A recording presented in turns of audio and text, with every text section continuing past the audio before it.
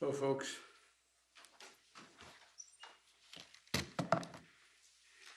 before I update you on the meeting that I had with leaders of the G7 earlier today, I want to say a word about the progress we're making on the Build Back Better agenda here at home. I just got off the telephone with the leaders in the House. Today, the House of Representatives taken significant step toward making a historic investment that's going to transform America, cut taxes for working families, and position the American economy for long-term growth. When I became president, it was clear that we had to confront an immediate economic crisis, the most significant recession we've had since the Depression, or at least since Johnson. But that wasn't going to be enough. We also had to make some long-term investments in Americans and America itself. The first thing we did was to write and pass the American Rescue Plan, and it's working. Our economy has added 4 million jobs in my first 6 months in office. Economic growth is up to the fastest it's been, the fastest rate in 40 years, and unemployment is coming down. Right now, our economic growth is leading the world's advanced economies. But to win the future, we need to take the next step. Today, the House of Representatives did just that. Today's vote in the House allowed them to consider my Build Back Better agenda, a broad framework to make housing more affordable, bring down the cost of prescription drugs by giving Medicare the power to negotiate lower prices for drugs, make elder care more affordable, provide 2 years of free universal high-quality pre-K, and 2 years of free community college, provide clean energy tax credits, continue to give the middle-class families the well-deserved tax cut for daycare and health care that they deserve, allowing a lot of women to get back to work primarily, and provide significant monthly tax cuts for working families with children through the child care tax credit. These investments are going to lower out-of-pocket expenses for families and not just give them a little more breathing room. In addition, we're going to make long overdue, much needed investments in basic, hard infrastructure of this nation. This is an area where we have broad bipartisan agreement to invest in our antiquated roads, highways, bridges, transit, drinking water systems, broadband, clean energy, environmental cleanup, and making infrastructure more resilient to the climate crisis, and so much more. And this is all paid for. Instead of giving every break in the world to corporations and CEOs, by the way, 55 of our largest companies in America paid $0 in federal taxes on more than $40 billion in profit last year. We can ask corporations and the very wealthy just to pay their fair share. They can still be very wealthy, they can still make a lot of money, but just begin to pay their fair share. So we can invest in making our country stronger and more competitive, create jobs and raise wages, and lift up the standard of living for everyone. The bottom line is, in my view, we're a step closer to truly investing in the American people, positioning our economy for long-term growth, and building an America that outcompetes the rest of the world. My goal is to build an economy from the bottom up and the middle out, not just the top down. And that's what we're on our way of doing. Look, I want to thank Speaker Pelosi, who was masterful in her leadership on this, and Leader Hoyer and Whip Clyburn and Chairman DeFazio, the entire House leadership team, for the hard work, dedication, and determination to bring people together so we can make a difference in people's lives. I also want to thank every Democrat in the House who worked so hard over the past few weeks to reach an agreement and who supported the process for House consideration of the Jobs and Infrastructure Plan, the Build Back Better effort. There were differences, strong points of view. They're always welcome. What is important is that we came together to advance our agenda. I think everyone who did that, I think everyone who did it was there. Look, I also want to thank everyone who voted to support the John Lewis Voting Rights Act. You know, it's an act to restore and expand voting protections, to prevent voter suppression, and to secure the most sacred of American rights, the right to vote freely, the right to vote fairly, and the right to have your vote counted. The House is active. The Senate also has to join them to send this important bill to my desk. And the Senate has to move forward on the People's Act, critical legislation to protect our democracy and the right to vote. We need both of those election bills. But let me now turn to Afghanistan. I've met this morning with my counterparts in the G7, as well as heads of the United Nations, NATO, and the European Union. I express my thanks for the solidarity we have seen as we've stood up an unprecedented global effort. I updated our partners on the significant progress we made in the past 10 days.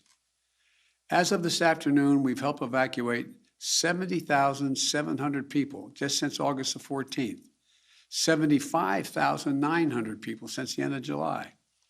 Just in the past 12 hours, another 19 U.S. military flights, 18 C-17s and 1 C-130 carrying approximately 6,400 evacuees, and 31 coalition flights carrying 5,600 people have left Kabul just in the last 12 hours. A total of 50 more flights, 12,000 more people since I updated you this morning. These numbers are a testament to the efforts of our brave service women and men, to our diplomats on the ground in Kabul, and to our allies still standing with us. And we had a productive discussion. There was strong agreement among the leaders about the evacuation mission underway, as well as the need to coordinate our approach to Afghanistan as we move forward. First, on evacuation, we agreed that we will continue to our close cooperation to get people out as efficiently and safely as possible. We are currently on a pace to finish by August the 31st. The sooner we can finish, the better. Each day of operations brings added risk to our troops. But the completion by August 31st depends upon the Taliban continuing to cooperate and allow access to the airport for those who we're transporting out and no disruptions to our operations. In addition, I've asked the Pentagon and the State Department for contingency plans to adjust the timetable should that become necessary. I'm determined to ensure that we complete our mission, this mission. I'm also mindful of the increasing risks that I've been briefed on and the need to factor those risks in. They're real and significant challenges that we also have to take into consideration. The longer we stay, starting with the acute and growing risk of an attack by a terrorist group known as ISIS-K, an ISIS affiliate in Afghanistan, which is a sworn enemy of the Taliban as well. Every day we're on the ground is another day we know that ISIS-K is seeking to target the airport and attack both U.S. and allied forces and innocent civilians. Additionally, thus far, the Taliban have been taking steps to work with us so we can get our people out. But it's a tenuous situation. We're already had some gunfighting break out. We run a serious risk of it breaking down as time goes on. Second, the G7 leaders and the leaders of the EU, NATO, and the UN all agreed that we will stand united in our approach to the Taliban.